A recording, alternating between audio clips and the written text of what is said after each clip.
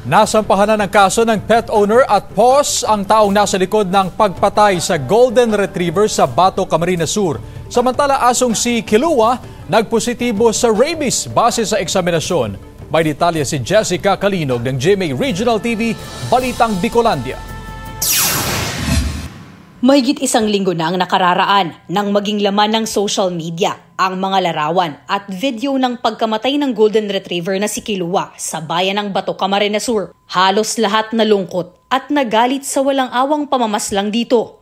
At halos lahat, hustisya ang sigaw para kay Kilua. Kahapon, Marso 25, opisyal nang isinampa ang mga kaso laban sa lalaking una nang inamin na siya ang nasa likod ng pamamaslang sa aso. Kasama sa mga kasong isinampa ang violation sa Animal Welfare Act of 1998 at Anti-Rabies Act.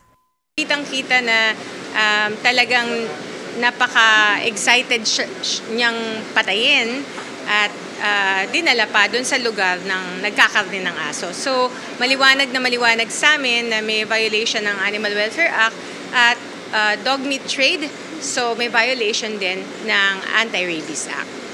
Samantala, lumabas na rin ang resulta ng ginawang rabies examination ng Bureau of Animal Industry kung saan hindi makapaniwala ang pet owner na si Vina na nagpositibo si Kilua sa rabies. Nagulat din po ako sa resulta nito, pero dahil nga po isang responsibility din ng isang owner and dahil nga po pinagkiklaim na si Kilua daw po isang rabid dog, so ako na po mismo yung nagpa-test sa aso ko para malaman kung positive pa or negative po si Kilua sa rabies.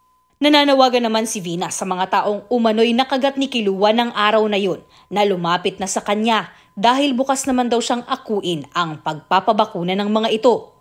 Nilinaw din ng Philippine Animal Welfare Society na bagamat nagpositibo si Kilua sa rabies, hindi naman ito maaapektuhan ang kanilang isinampang kaso. Nananawagan din ang POS sa publiko na tuldukan na ang paghihirap at pang-aabuso sa mga alagang hayop. Mula sa GMA Regional TV, Balitang Bicolandia, Jessica Calinog, nagbabalita para sa GMA Integrated News.